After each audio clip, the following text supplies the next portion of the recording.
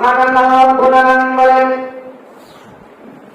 শাহরু রমাদানাল্লাযী উনজিলা ফীহিল কুরআন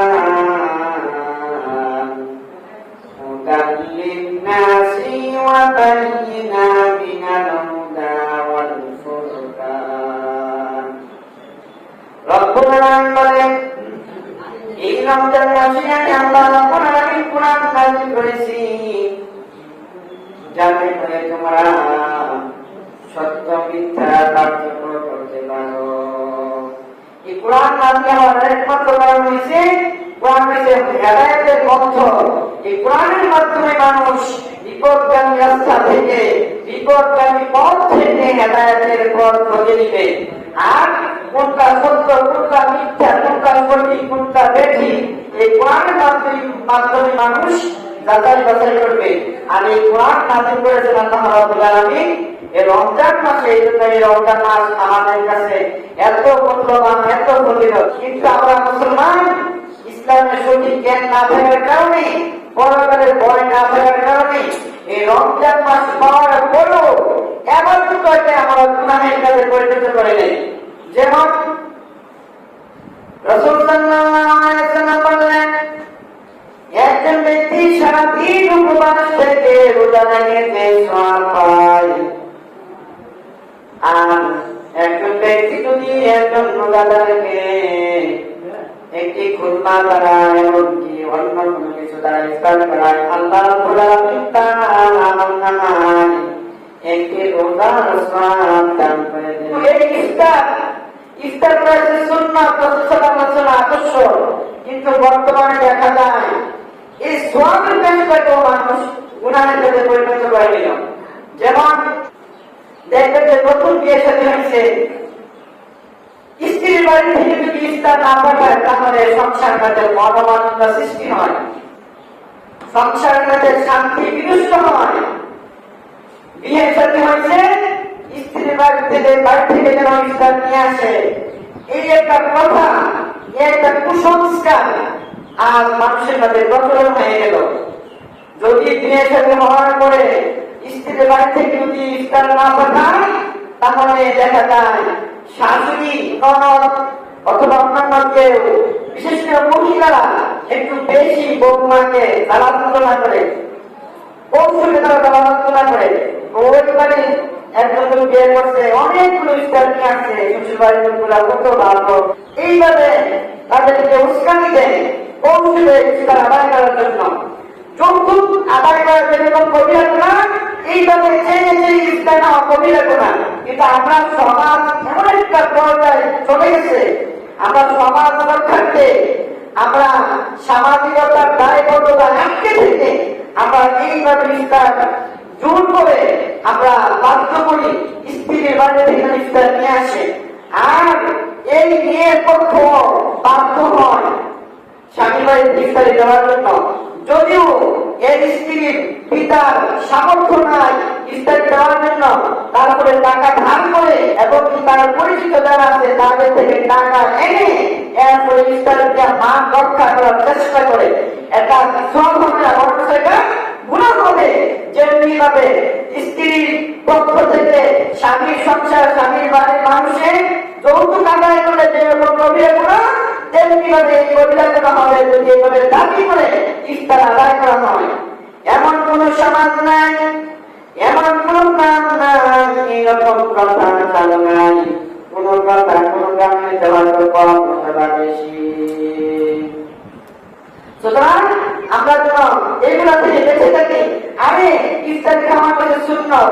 আপনি যদি ভালোবাসা থেকে আন্তরিকতা থেকে ইফতার করে তাহলে সব হবে। তাহলে শুধু মেয়ের পক্ষ থেকে ইফতার দিবে, ইফতার দিলে তো ছেলের পক্ষ মেয়ের বান্ধবের ইফতার দেওয়ার কথা। যদি আপনারা আন্তরিকতা সৃষ্টি করতে চান, স্বামী স্ত্রীর আত্মীয়তার সম্পর্কে আন্তরিকতা সৃষ্টি করার জন্য ইফতার দিতে চান, তাহলে উভয় পক্ষে দেন। শুধু স্ত্রীর পক্ষ কেন দিব? আর স্ত্রীর পক্ষ না দিলে কেন বন্যাবন্য সৃষ্টি হবে, কেন সংসার অশান্তি সৃষ্টি হবে? দয়া করে আমরা এইরকম কুসংস্কার, এরকম গুনাহের কাছ থেকে যেন আমরা বিরত থাকি। জনপক্ষ যদি একটা আপনার লক্ষ্য উদ্দেশ্যের জন্য যদি থাকে ঠিক আছে প্রশ্নটা করবে, আর যদি চাকরি করে বাধ্য হয়ে দেয় যে না দিলে আমার মেয়েকে অনেক কথা শুনবো, আমার মেয়েকে অনেক কথা শোনাইতেছে, তাহলে এটা গুণা হবে। যদি আপনি বাধ্য হয়ে দেন আপনার গুণা হবে না, ওই স্বামীর পক্ষে গুণা হবে, কারণ তারা জোর করে এটা বাধ্য করে দিতেছে। যেভাবে বর্তমানে অনেক সমাজে দেখা যায় যৌতুক ছাড়া দিয়ে দেওয়া যায় না, বাধ্য হয়ে যৌতুক দিতে হয়। অনেক ফ্যামিলির মধ্যে বিবাহ উপযুক্ত 2 জন 3 জন মেয়ে হয়ে গেছে, যৌতুক দিতে পারে না, যেটা বিয়ে হয় না, তখন বাধ্য হয়ে যৌতুক দেয়। ওই বাধ্য হয়ে যৌতুক দিলে যেমন গুণা হবে না, তেমনি ভাবে বাধ্য হয়ে ইসলাম দিলেও গুণা হবে না। কিন্তু যারা এখানে চেয়ে দিচ্ছে বাধ্য করে ইসলাম দেওয়ার জন্য, তাদের গুণা হবে। অতএব আমরা কেন, আমরা যারা ছেলে পক্ষ আছি অথবা ভবিষ্যতে ছেলেকে বিবাহ করাবো, আমরা যেন এইরকম মন মানসিকতা আমাদের কাছে না থাকে যে বউর বাড়ি থেকে আমরা ইসলাম আদায় করবো, বউকে আমরা এই কথাটাকে উল্টিয়ে দেবো। আমরা সম্পর্ক, ভালোবাসা, আন্তরিকতা বৃদ্ধি করার জন্য বউকে আরো ছেলের পক্ষ করো, মেয়ের বাড়িতে ইসলাম দেবো, যে তারা তাদের বিস্তারিতে আন্তরিকতা বৃদ্ধি হবে। তখন যদি মেয়ের পক্ষ দিব, এই আন্তরিকতা বৃদ্ধি হবে, ভালোবাসা সৃষ্টি হবে, সওয়াব হবে। তা কিন্তু এইভাবে বাধ্য করা ঠিক না। সুতরাং এগুলো থেকে আমরা বেঁচে থাকতে হবে।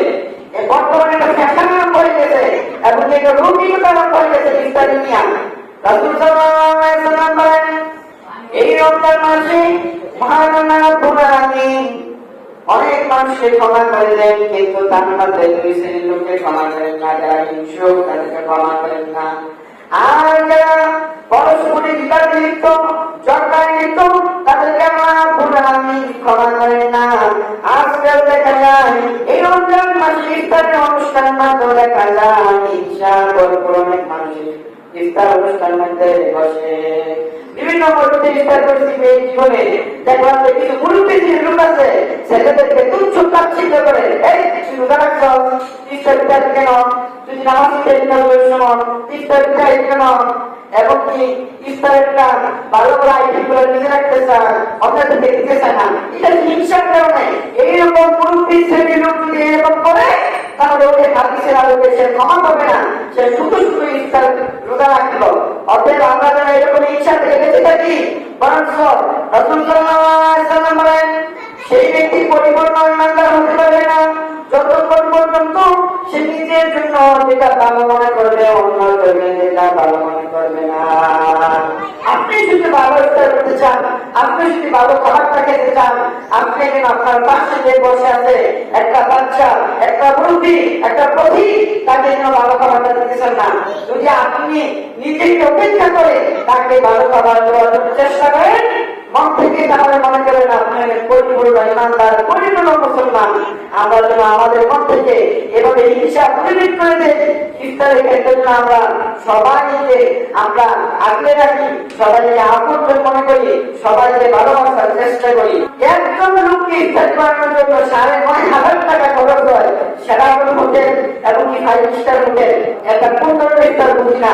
আর রাসূল সাল্লাল্লাহু আলাইহি ওয়াসাল্লাম বলেন, তোমরা একটি খুরমা অথবা এক গ্লাস পানি দিয়ে একজন ইফতার করাইতে পারো, তাহলে সওয়াব পেয়ে যাবে।